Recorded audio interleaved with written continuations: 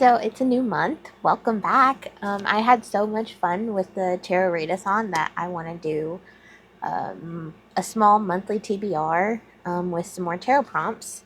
I've got my deck here. These are all the ones that I didn't use during the tarot readathon, and I just want to pull maybe 6 a month or so to pad out my TBR. The rest will be for mood reads because I am a big mood reader. I like just picking things up, but um, I don't want repeats until I'm done with the deck. So once I get a card, I'm gonna set it aside with all of the used ones already, so I don't keep pulling the same prompt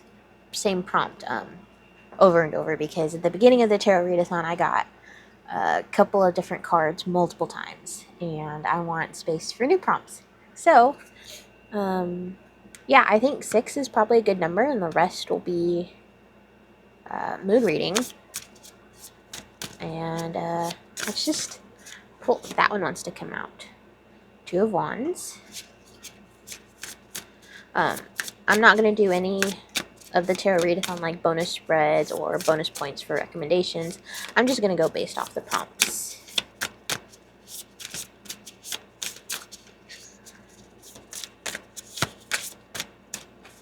Let's go. This one. Page of Wands. So that's number 2. This one wants to come out. 4 Swords. Halfway there.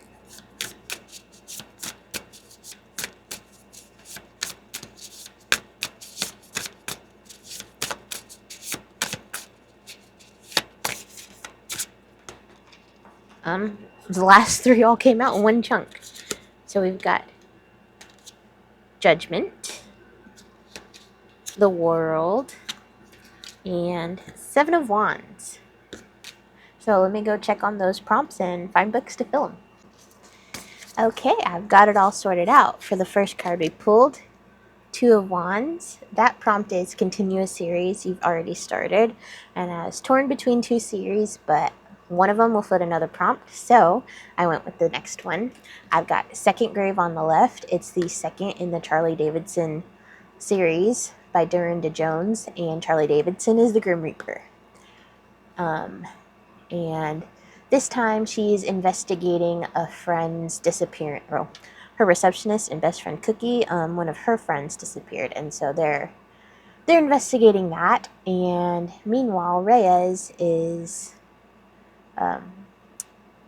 he's haunting Charlie because his body's being tortured.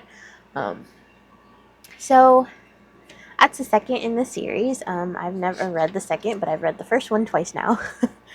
Most recently during the tarot readathon. So I'm excited to continue on. This was like a CW show for me. You know, it was funny. It wasn't deep, really. And I'm excited to continue on with that. Then next we've got 7 of Wands. Read a book that features a character who's facing a daunting challenge or adversity. And Young World by Soman Chinani came out a few months ago, and I've been wanting to read that since it came out. I almost picked it for the political intrigue prompt during the tarot readathon, but it was a little bit too long, and I wasn't sure I was going to finish it during that month. So I've been saving it, and I'm picking it now. Young World is about America is on the brink of collapse, and the youth have lost all faith in their leaders. As a pivotal election approaches, Benton Young, a high school senior trying to impress a girl, impulsively uploads a video daring everyone to interfere with the vote and write him in for president. The video explodes online, igniting election chaos and a national revolt, until the Supreme Court intervenes to put Benton in the White House. Galvanized by Benton's rise, more global youth take to the streets and more governments fall until 8 of the world's most powerful nations are led by teenagers. When these young leaders convene at their first summit in Sweden, they face the monumental task of setting a new course for history. But the first night, their unity is shattered when a leader is murdered in cold blood, and Benton is the only suspect. Hunted by enemies young and old, he must untangle a deadly web of secrets, betrayal, and power plays while the future of the world hangs in the balance. I've been wanting to read this since I first heard about it on his and Victoria Aveyard's podcast, and I'm excited to get to it. Next up, we've got the World Card. Read a book you've seen all over Bookstagram/BookTube/BookTalk, and the first one that came to mind is Dungeon Crawler Carl. And I've got the second one in the series in my hands, finally. It was a gift from my dad. Since we couldn't find it anywhere in person, he ordered it online for me. And it's Carl's Doomsday Scenario. And the hardcover says Boom. And I am chomping at the bit to be back in Carl and Princess Donut's universe. This one, I think they've made it to the 3rd floor finally, and they're about to pick their new classes.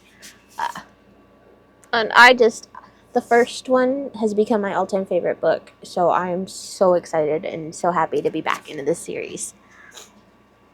And then the next card is Judgment. Read a book that you've previously DNF'd, or finish a book you've been currently reading for a long time. And the most recent one that I DNF'd after a couple of pages was Gideon the Ninth by Tamsin Muir. And a lot of people, I DNF'd it because I was just straight up confused. And it was just the first couple of pages. And a lot of people say to hang in there. You're going to be confused the entire book. And so I'm going to give it another try. The Emperor needs necromancers. The 9th necromancer needs a swordswoman. Gideon has a sword, some dirty magazines, and no more time for undead bullshit. Brought up by unfriendly, ossifying nuns, ancient retainers, and countless skeletons, Gideon is ready to abandon a life of servitude and an afterlife as a reanimated corpse. She packs up her sword, her shoes, and her dirty magazines and prepares to launch her daring escape. But her childhood nemesis won't set her free without a service. Harrow Hark Nanajas... We're going to pretend like I just pronounced that correctly. Reverend Daughter of the 9th House and Bone Witch Extraordinaire has been summoned into action. The Emperor has invited the heiress to each of his loyal houses to a deadly trial of wits and skill.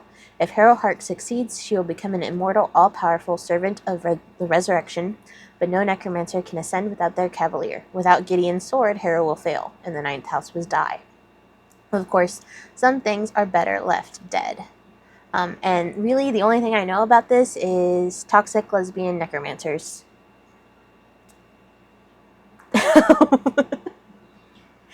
I don't really know. It's part of the Locked Tomb series. It's the first one. And the only other thing I know is you're supposed to be confused the entire book. So I'm going to give it another shot, and we'll see if I can hang in there this time. And then for the second or fourth prompt is 4 Swords. Read a book you hope will recharge or rejuvenate you, and I'm continuing another series. This time I'm continuing on with the Leveling Up series by K.F. Breen, and I'm going to read Magical Midlife Rescue.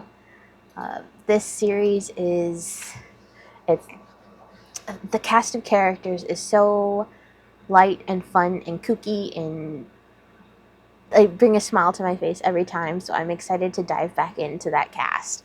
And I know I might cry, but I know it will also just put a smile on my face the entire time.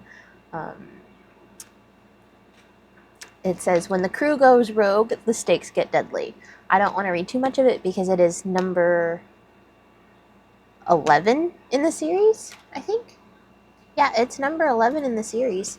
And I've loved every single book that's been in this series, Jessie and her crew. But yeah, since it's number 11, I don't want to bring up too many spoilers, but a couple of lines from the description says, all Jessie has to do is keep her people in line and everything should go smoothly. But when has the Ivy House crew ever stayed in line? So I'm excited to get back into these antics. And then finally, the final card is Page of Wands. Read a book you've picked up or want to read purely because of the cover, and I chose The Faraway Inn by Sarah Beth Durst. It just came out at the end of March, I think, and I don't know too much about it except this cover looks fantastical, whimsical, and pretty, and all of her books so far have been cozy and fun. So let's see. 16-year-old Kalisa is desperate for a change of scenery after her lying ex ruins her perfect Brooklyn summer. When her parents suggest she head to rural Vermont to help her great aunt run her cozy bed and breakfast for a few months, she jumps at the chance. But when Kalisa arrives at the B&B, she's shocked to find a rundown inn with only a handful of guests. And to make matters worse, upon meeting with her great aunt, it quickly becomes clear that Kalisa was not invited. Auntie Z is determined to keep anyone from messing with her beloved inn, even if it's clear she needs the help. To earn her keep, Kalisa sets to work fixing up the inn, enlisting extra help from the groundskeeper's handsome son, but the longer she stays, the more it becomes evident that there is something strange about the B&B and its residents, something almost otherworldly. The inn is keeping a magical secret, but to protect the place she's come to love, Kalisa must unravel the truth of it and her aunt before it's too late. And just with all the vibes of everything else going on this month, I figured something cozy needed to be on the list, and it's got a really pretty cover. So that's my TBR. The rest of it, I'm sure I could pull more cards, but honestly, I'm such a mood reader that I don't want to make myself only read what cards I pull. I want to have fun with it still, and I want to be able to just pick up random books throughout the month. So, but these are my 6 planned books this month, and I'm excited.